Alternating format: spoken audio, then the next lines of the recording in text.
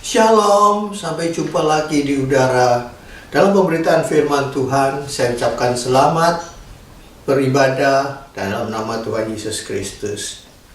Pada saat ini saya ingin membagikan sebagian dari firman Tuhan. Saya berterima kasih kepada Bapak Gembala kalau saya masih diberikan kesempatan untuk membagikan sebagian daripada firman Tuhan. Dan pada saat ini saya ingin kita semua membuka Alkitab kita di dalam Injil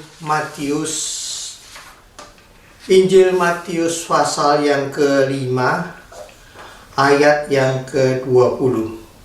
Matius 5 pasal 5 ayat 20. Kalau sudah dapat, kita akan baca bersama-sama.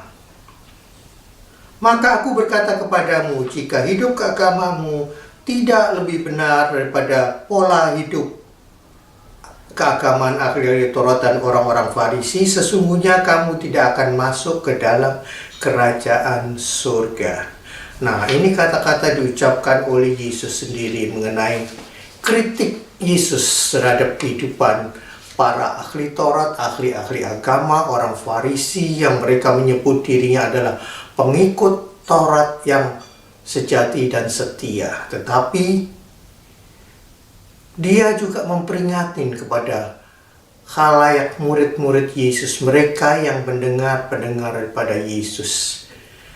Mereka pendengar Yesus, kalau kita hanya mengenal hanya 12 rasul, yang kita katakan bahwa itu adalah ring satu istilahnya, tetapi sebetulnya pengikut Yesus banyak. Cuman yang benar-benar disebut rasul hanya 12 orang. Tetapi dia mengatakan itu kepada mereka semua, bukan hanya kepada para rasul, tapi mereka pendengar Yesus. Mereka orang Farisi. Mereka hidup dengan keagamaan mereka. They follow all the rules as a Pharisees, all the scribes, but they don't know the meaning.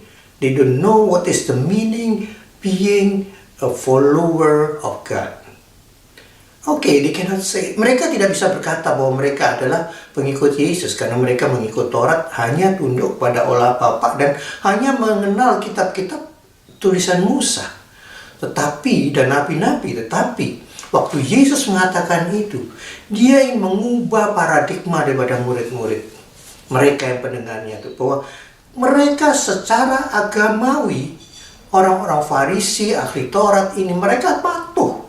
Dan secara agamawi mereka adalah seorang yang kudus karena mereka memegang adat-adat istiadat dan tradisi daripada Taurat. Dan mereka penganut Taurat yang setia, ahli Farisi. Tetapi mereka satu hal, mereka tidak mengenal apa itu pola karunia Allah yang menyelamatkan. Dan kalau murid-murid atau mereka pendengar Yesus, mereka tidak lebih baik daripada orang Farisi, mereka nggak akan. Ternyata apa? Untuk lebih baik, kita tidak cukup untuk menjadi orang Kristen. Makanya judul pada saat ini saya berikan adalah Christian Being or Being Christian. Kita sering mengucapkan human being or being human. Kita secara kemanusiaan kita manusia, tetapi menjadi manusia yang sejati ada proses yang kita harus jalani dalam hidup. Nah, demikian juga kalau kita ambil pola yang sama.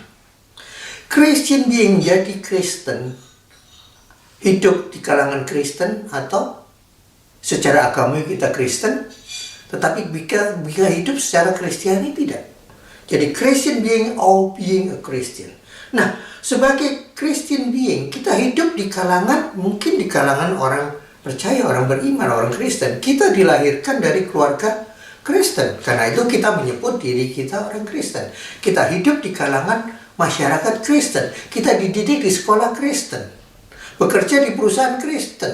Kemudian kita mengatakan Christian being. Kita hidup di, tapi kita menyebut diri kita orang Kristen. Bahkan di KTP kita sebut Kristen. Itu adalah sebutan. Tetapi yang dimaksudkan oleh Yesus adalah bukan keagamaan kita, tetapi pengikutan kita pada Kristus. Peran Kristus dalam kehidupan kita yang menjadikan kita seorang being a Christian, menjadi orang Kristen. Hidup di kalangan Kristen tapi belum tentu kita menjadi orang Kristen. Banyak terjadi, saudara. Saudara lihat dan kehidupan di negara-negara barat. Dikatakan demikian, ada ungkapan gini, mereka hidup di kalangan, they live surrounded by the Christianity, but Christ never penetrate their heart. Jadi mereka hidup di kalangan orang Kristen, tapi Kristus tidak pernah masuk ke dalam hati mereka. Karena itu kenapa, saudara? Kita melihat Injil banyak diberitakan di negara-negara Asia saat ini. Dan kita berterima kasih kalau kita bisa mengalami bagaimana kita melihat keajaiban pemberitaan firman Tuhan, kebesaran nama Tuhan, kita melihat, mengalami dalam hidup kita sehari-hari. Itu yang katakan kita, being Christian, menjadi seorang Kristen adalah sebuah proses. Kita bisa menjadi orang Kristen tanpa, kita bisa disebut Kristen tanpa hidup menurut Kristus, karena kita hidup di lingkungan itu. Karena itu menjadi seorang Kristen adalah suatu proses yang tidak pernah berhenti. It's unending or continuous process until we go back to the water, dan gitu. Sampai kita kembali dipanggil. Itu dia kenapa? Karena itu menjadi seorang Kristen merupakan proses. Dari mana sih proses? Proses kehidupan sebagai orang Kristen adalah dimulai pada waktu kita dipanggil. Kapan kita dipanggil? Kita mungkin hidup secara Kristen dari kecil karena hidup di kalangan keluarga Kristen, masuk ke sekolah minggu. Tapi kapan benar-benar yang namanya Kristus memanggil kita sehingga dikatakan kita merasakan ada penetrasi kasih Allah yang menguasai kehidupan kita? Itu kita dipanggil pada waktu kita bertobat. Calling for repentance, dipanggil untuk bertobat. Itulah suatu tahap pertama dikenal sebagai menjadi orang Kristen. Setelah itu apa? Kita lihat lagi di dalam apa yang disebut panggilan. Kalau kita melihat panggilan, dikatakan di dalam Lukas 3 ayat 8. Siapa yang dipanggil? Lukas 3 ayat 8. Mari kita baca.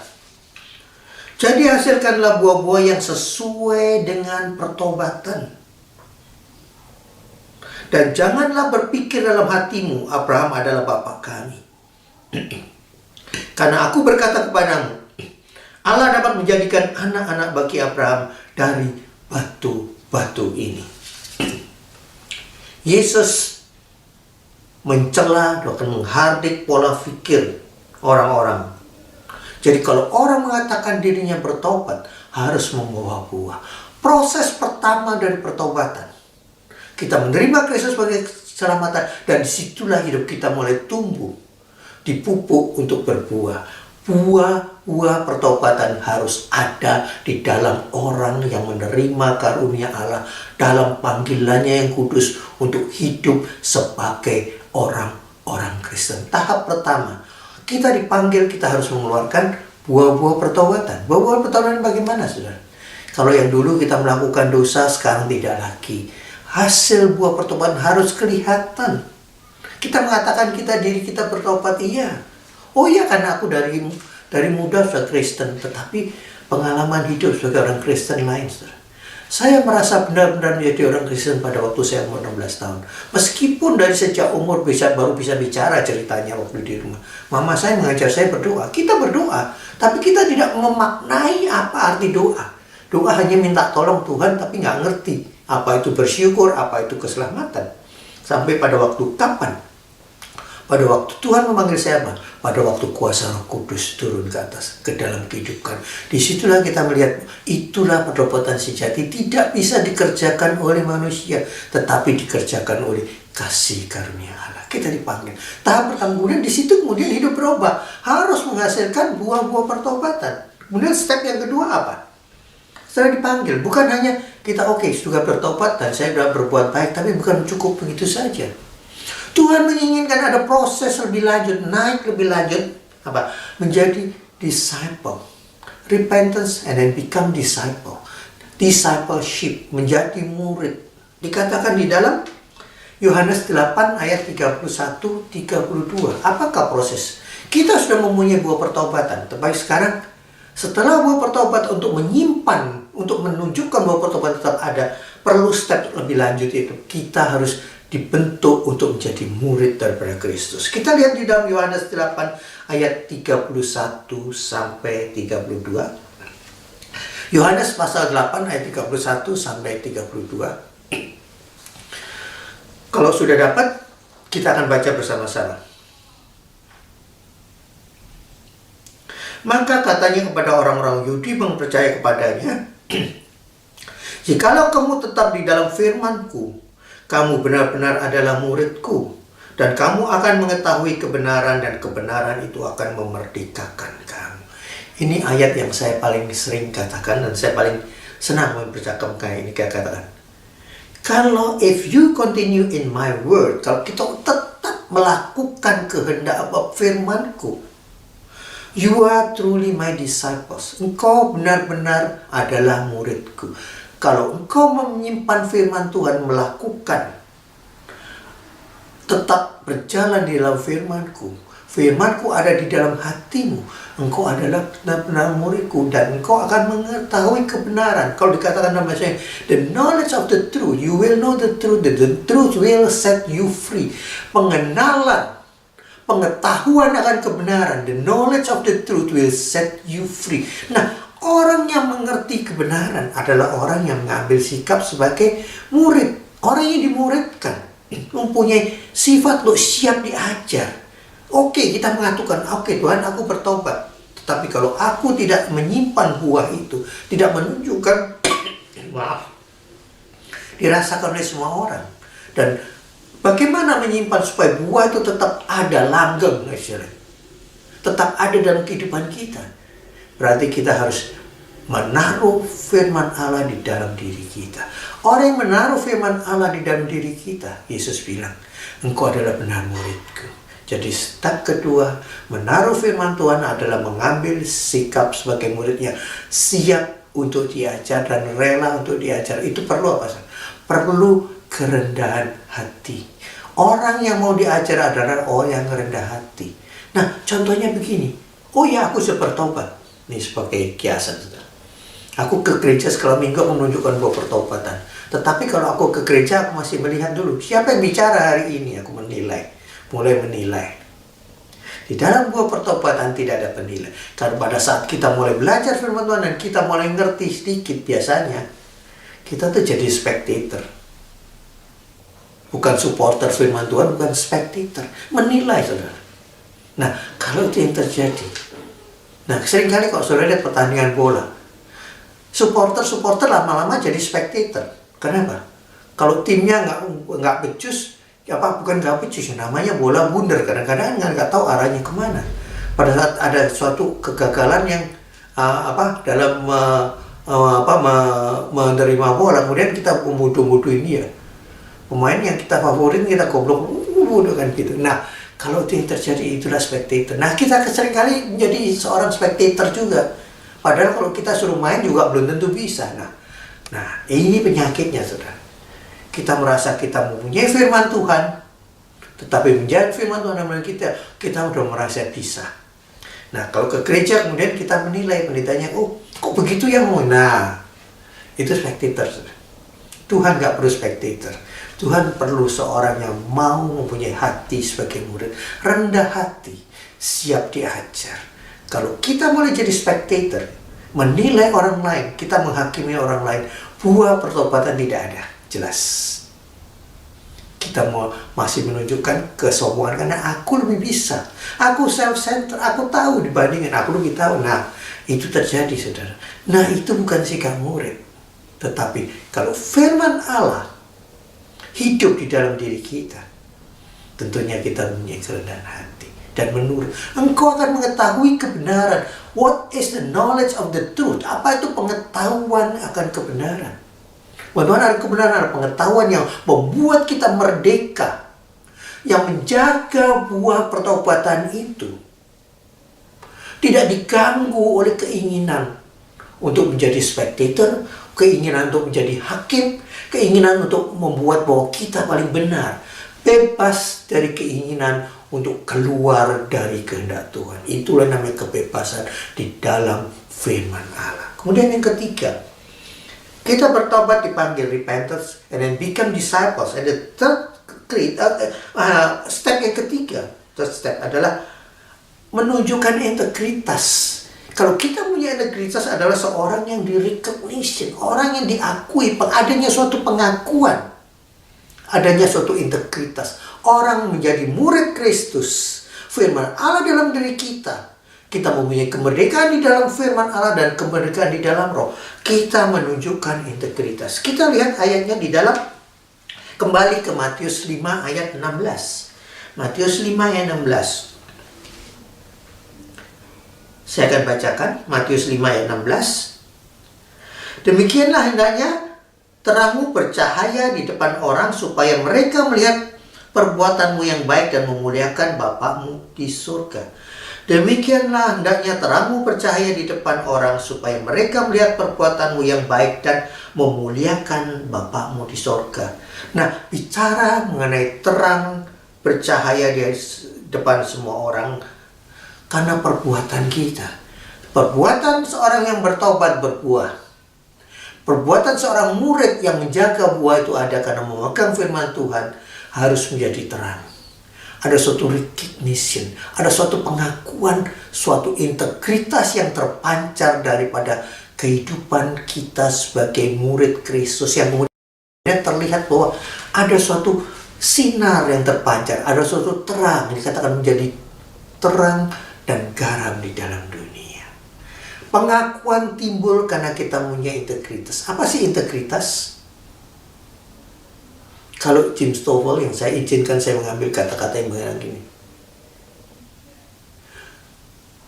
Integrity is doing the right thing even nobody is watching.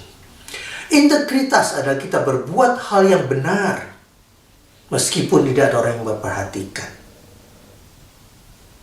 Kan Paulus bilang dalam satu surat yang bilang, kalau aku datang, aku melihat, seandainya aku tidak datang pun aku mendengar bahwa engkau menjaga kehidupan keselamatanmu dengan benar. Nah, itulah orang berintegritas. Tanpa bergembar-gembor, tanpa berteriak-teriak menunjukkan, aku orang yang integritas, aku orang yang committed, kan gitu. Kan kadang-kadang kata-kata diucapkan untuk menutupi apa yang dalam hati kita, kan gitu. Nah, kita bukan demikian. Orang yang integritas, meskipun tidak ada orang yang memperhatikan kita tetap berbuat yang benar. Doing the right thing, even nobody is watching. Meskipun yang memperhatikan, kita tetap memegang. Kenapa, saudara? Integritas adalah suatu pengakuan dari orang luar melihat kehidupan kita adalah kehidupan yang berintegritas, menunjukkan integritas sebagai orang Kristen. Karena dikatakan dalam ayat itu tadi, melihat perbuatanmu yang baik dan memuliakan Bapakmu yang di surga. Kalau kita hidup berintegritas sebagai orang Kristen, kita tidak akan mengambil kemuliaan untuk diri kita, yang dimuliakan Bapa di surga. Nah, seturut dengan seorang murid yang berintegritas, kemudian kehidupan kita diakui, ada pengakuan, yang dimuliakan Bapakmu di surga. Nah, kalau Bapa di surga, Yesus dimuliakan. Kalau Yesus ditinggikan, maka dia akan menarik semua orang untuk datang kepadanya. Jadi di sini murid menjadikan murid, kan gitu. Murid memuridkan murid. Karena seorang yang bertobat mempunyai buah, seorang murid mengambil sikap murid firman Tuhan, dan kemudian kenyataan kehidupannya dengan integritas menunjukkan bahwa dia membawa kemuliaan nama Tuhan. Tanpa kita gemar-gemar, orang akan tertarik mengikuti kehidupan kita sebagai anak-anak terang dan anak-anak yang membawa garam di dalam dunia. Itulah yang dinamakan hidup berintegritas dengan pengakuan bahwa kita akan memuliakan nama Tuhan saja. Kemudian yang keempat, setelah kita menjadi terang, orang melihat kemudian kita juga harus menjadi saksinya, menjadi saksi, being a witness. Dan kemudian ada tugas, obligation that follow, ada suatu kewajiban yang kita harus lakukan. Oke, saya ambil kata-kata witness and commissioning, menjadi saksi dan kemudian mengemban tugas. Nah, kita melihat di dalam kitab Kisah Para Rasul, kitab Kisah Para Rasul 1 ayat 8. Saya akan bacakan Tetapi kamu akan menerima kuasa kalau Roh Kudus turun ke atas kamu, dan kamu akan menjadi saksiku di Yerusalem dan di seluruh Yudea dan Samaria dan sampai ke ujung bumi. Tetapi kamu akan menerima kuasa kalau Roh Kudus turun ke atas kamu, dan kamu akan menjadi saksiku di Yerusalem dan seluruh Yudea dan Samaria sampai ke ujung bumi. Ternyata setelah kita diakui, kita dibekali sebagai murid, dan kemudian kita menunjukkan jati diri kita sebagai anak Tuhan. Nah, Tuhan membekali kita dengan kuasa Roh Kudus. Ini adalah hari-hari ketuanan Roh Kudus. Kita memperingati hari Pentakosta sebentar lagi. Kita merayakan kebangkitan Kristus, kenaikan Kristus ke surga. Kemudian diikuti dengan masa penantian, masa Pentakosta, di mana Pentakosta pertama waktu Roh Kudus turun ke atas para murid, itu yang merubah kehidupan mereka. Dari seorang murid yang biasa-biasa saja, menjadi seorang murid yang mempunyai kuasa untuk menjadi saksi Kristus. Tidak cukup dengan kepandaian otak, tidak cukup dengan wisdom, human wisdom, kepandaian manusiawi kita. Kita memang pandai, otak kita diasah, kita cerdas, IQ kita tinggi.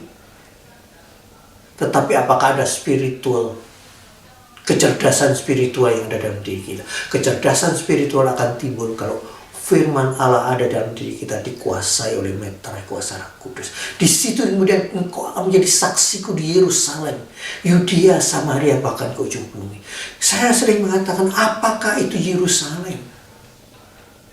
Kalau kita melihat dari segi iman, Yerusalem adalah lingkungan terkecil di keluarga kita dan di jemaat lokal kita. Itulah Yerusalem kita.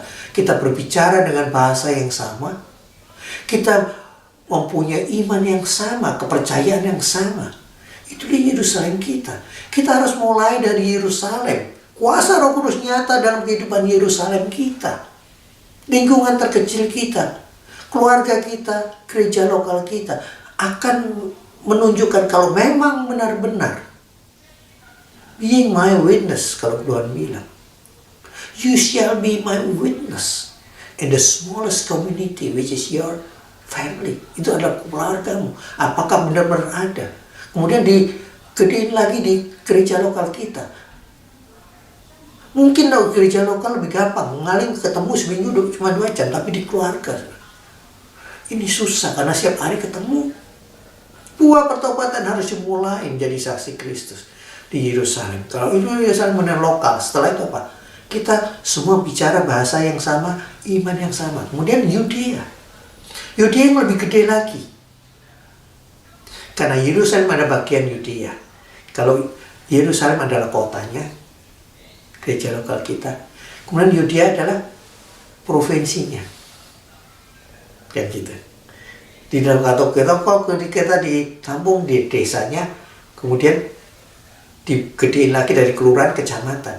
Apa? Di situ kemudian ada beda orang yang lain. Denominasinya berbeda, meskipun mungkin keimannya sama sebagai Kristen, tapi denominasinya berbeda. Yudea tetap berbicara bahasa yang sama, tetap punya iman yang sama. Nah, kita seringkali hanya menjadi saksi di kandang kita sendiri. Apapun aliran kita, apa denominasi kita. Di denominasi lain kita menganggap remeh. Nah, itu tidak menjadi saksi. Dan kemudian itu yang tetap dalam iman yang sama, tapi karena beda denominasi kita nggak mau jadi saksi. Kita menganggap orang lain lebih rendah, lebih remeh. Oh enggak lah, itu nggak sama kan gitu. Seringkali terjadi, saudara. Kalau itu yang terjadi, kita hanya jadi jago kandang. Terus kemudian yang lebih gede lagi, Samaria. Nah, Samaria ini gini. Kalau sudah lihat kehidupan Yahudi dan orang Samaria dan orang Yahudi yang mengatakan Samaria adalah orang blasteran. Dan seringkali Yesus dalam mujizat yang dia lakukan terhadap orang yang di luar, yang artinya bukan murni Yahudi, dianggap rendah. Nah, kita seringkali menganggap gitu, menganggap orang lain lebih rendah, padahal mereka punya Allah yang sama kan gitu. Nah, itu terjadi. Disitulah kemudian dituntut kerendahan hati untuk bisa menyambut sesama kita manusia Beda denominasi, kemudian beda kita anggap orang yang lebih rendah daripada kita. Seringkali kita menganggap remeh. Oh iya, karena perbedaan status sosial, karena dia blasteran, dia nggak murni, kita anggap remeh. Nggak bisa gitu. Yesus memberikan perintah ini kepada semua kita. Bagaimana kita bisa menjadi saksi cuma hanya terbatas di Yudea? Tidak, Samaria juga. Bagaimana kita membuat kita menjadi murid yang memuridkan murid? Kan sekalian bangsa muridku, Yesus bilang. Bukan umatku. Berarti di Yerusalem, Yudea, Samaria. Kalau itu sudah, saudara. Samaria bahasanya rada lain. Mereka mempunyai bait Allah juga berbeda kan di Yerusalem. Karena mereka dipisahkan oleh kelakuan orang Israel sendiri.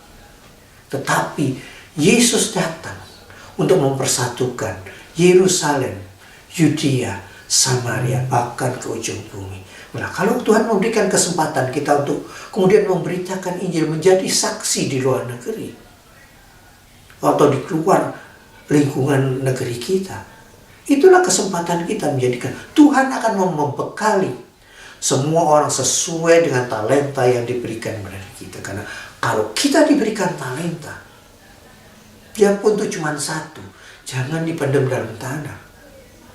Karena Tuhan mau kita menjadi saksinya. Di mana kita dengan kepandaian kita. Ingat, Tuhan tidak pernah meminta kita melakukan sesuatu yang kita tidak sanggup kita lakukan. Mungkin dalam hal kita, oke Tuhan, aku melakukan ini berat, tapi ingat, kuasa Roh Kudus akan memberikan kekuatan, memberikan kepandaian, memberikan hikmat dan akal budi apa yang harus kita ucapkan.